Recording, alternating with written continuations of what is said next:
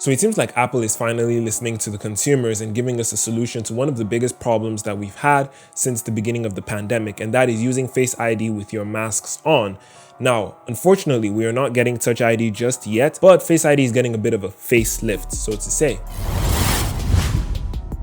So sometime last year, back when the pandemic just started, a lot of iPhone users faced one big problem, which was the fact that they could not unlock their phones or do any payments using their phones without taking their masks off,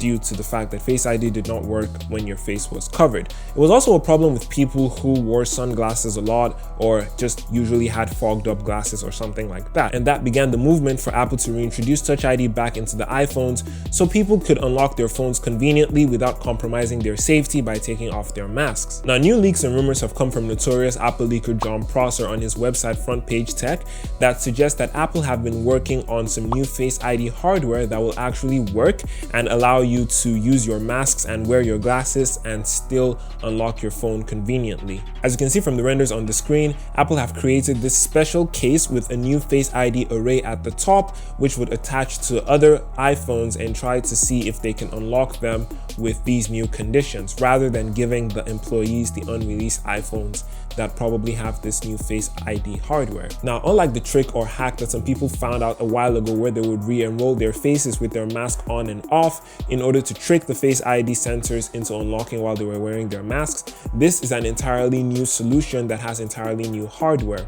One of the biggest changes that we can see with this new Face ID array is the fact that the camera position changes from the right as seen on the iPhone 12 to the left. So we're going to have the camera lens or the selfie camera lens on the left side of the phone or on the left side of the notch. There are also rumored to be about 75 prototypes which have been made or which have been in circulation, and that is where we got these leaks and CADs from. Now, it is said that Apple have been circulating these phones with the prototype cases and Face ID arrays to their employees to enroll their faces